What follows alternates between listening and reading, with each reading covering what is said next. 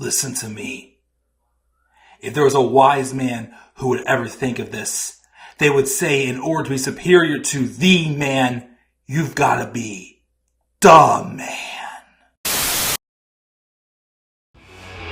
For I am the man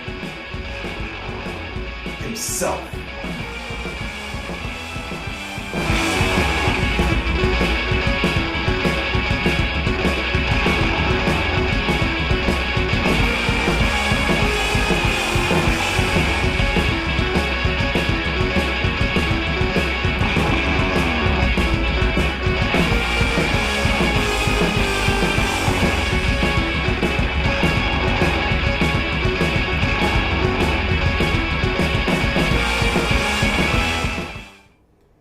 I got a little bit of a second wind.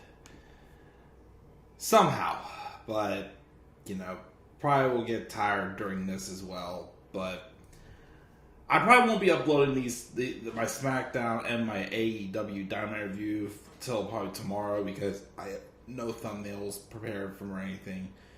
So you have to excuse all that. And again, I apologize that these are very half-assed. Again, it's just I'm tired.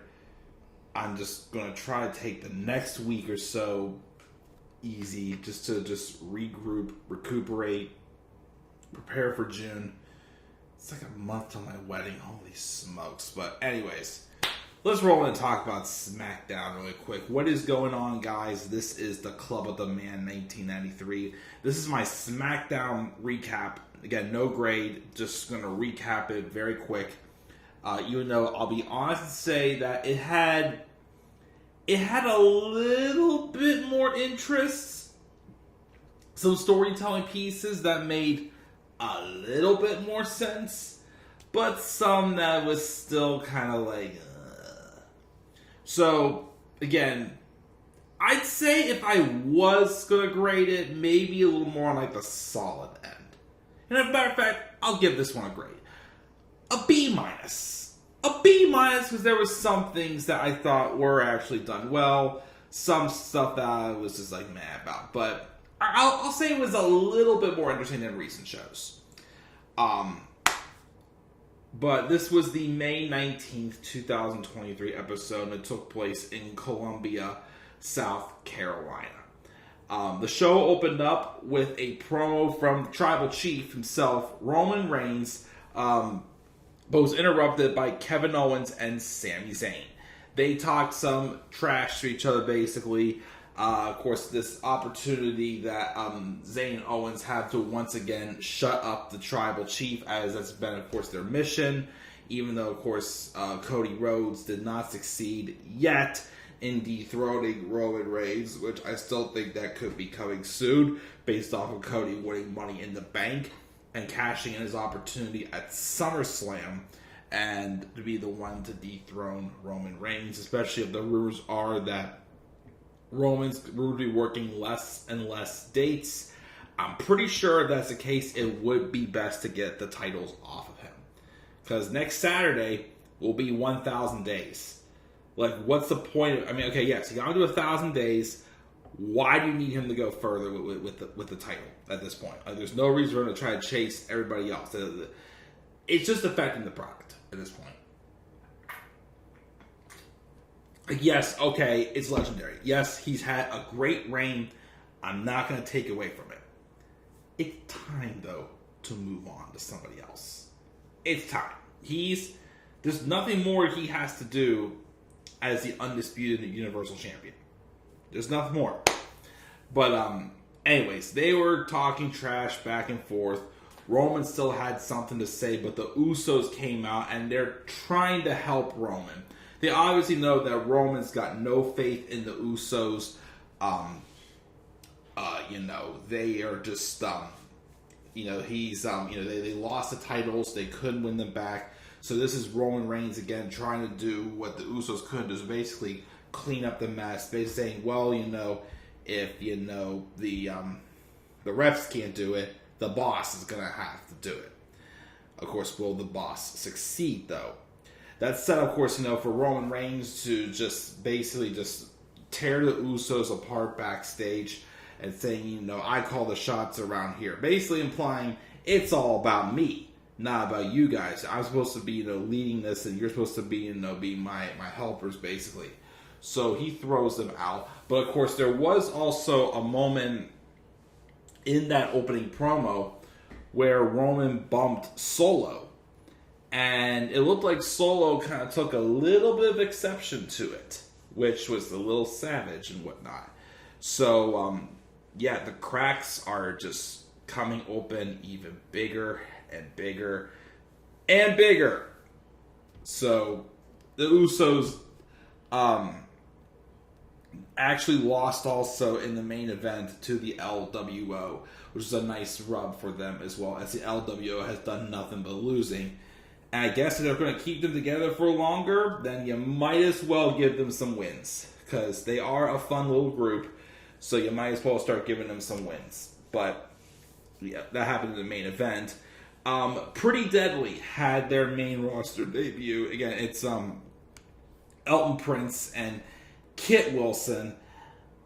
They have personality, I'll give them that. Like, they kind of remind me a little bit of like Breezango, a little I don't know. They seem like a comedy team. Again, I've seen them a little bit in NXT UK and NXT. They're all right. They obviously have something to them, but I gotta say, they got to change those outfits. I hate that in-ring gear where it's like they're wearing like shoulder, but then like everything else below them is exposed. Well, in the chest wise, I'm not the fan of their gear at all. But they do get a win by somewhat cheating against the Brawling Brutes. So cool. We'll see what they do further down. Memorial was also done for Billy Graham. Asuka, in her first match as a heel, defeated Zelina Vega by submission. Afterwards, Asuka and Bianca come out and stare down at each other, where Asuka goes for the mist and gets Bianca just a little bit. She didn't spaz out, but that title match is basically official for Night of Champions. Bianca Belair versus Asuka for the Raw Women's Championship. The fact that, again, it's two SmackDown superstars. Why are they not just addressing it? Again, why are they just not changing the belts? Maybe they just maybe they're just waiting until the World Heavyweight Champion gets crowned. Okay, but at the same time, it's like you gotta at least like address it some way, in some form, in the meantime, because again, right now it's making your brand split look even more stupid. But there was that. Grayson Waller had his Grayson Waller Effect show debut on the main roster. It was just basically him interviewing AJ Styles, and all it basically was Grayson Waller basically saying that Seth Rollins is going to win and not him. It was kind of more of a... I mean, they do have a little bit of history, because I think AJ did do a brief thing in NXT with him. But again, to be honest, it looked more like a feud with a build for a match with AJ Styles and Grayson Waller. Now, later in the night, though, there was also a segment where it looks like Karrion Kross is now targeting AJ Styles, which that could be interesting feud for sure. But of course, the thing is will that have an impact on the World Heavyweight Championship match at Night of Champions? Even though I'm hearing some people now are saying that WWE's a little concerned about putting the title on Seth because of his recent Hollywood role that he got. So who the heck knows? But we had that.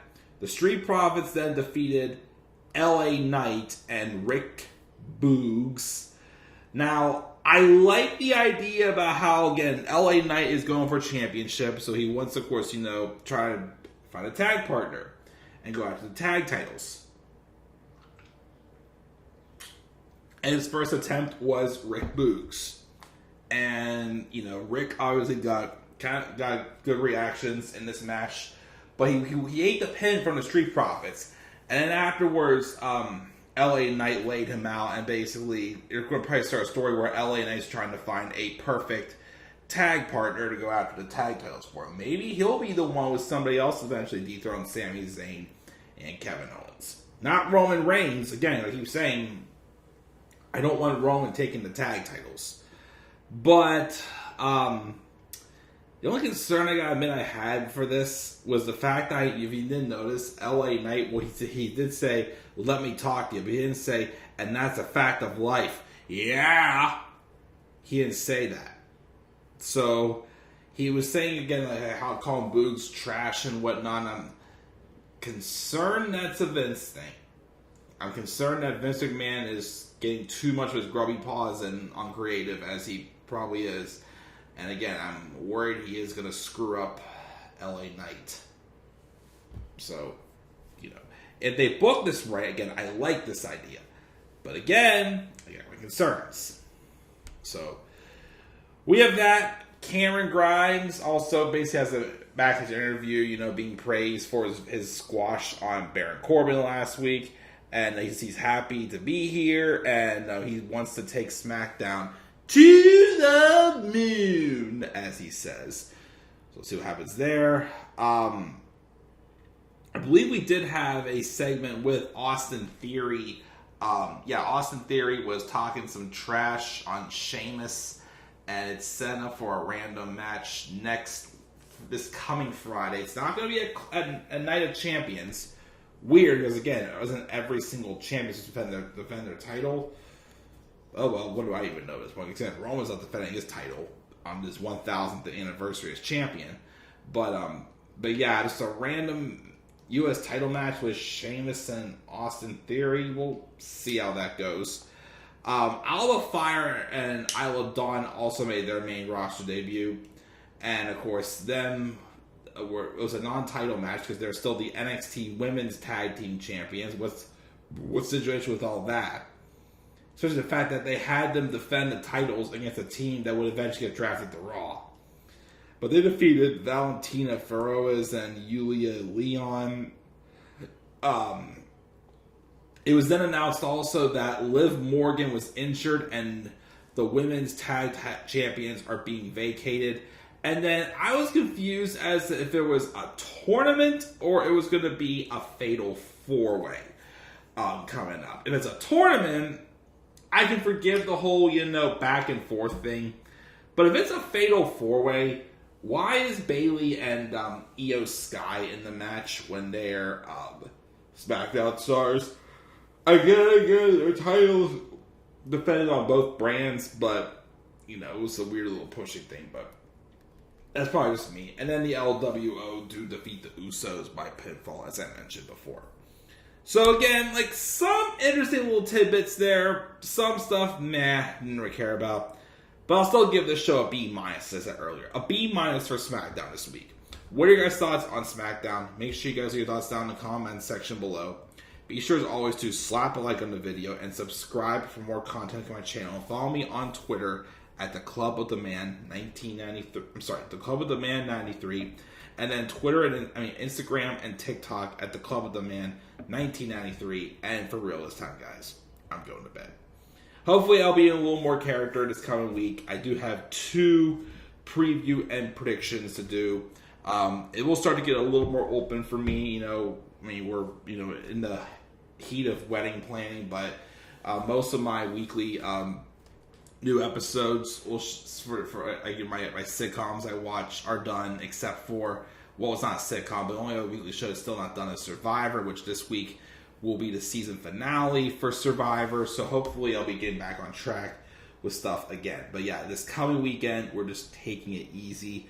So I'll probably get to get some stuff in, hopefully, but that's neither here or there. But at some point this week, I do owe you guys 2 preview and predictions. One for Night of Champions, the other one for Double or Nothing.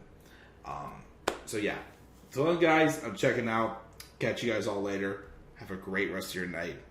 Do not forget, guys, in order to be superior to the man, you've got to be the man. I'll be uploading these also tomorrow.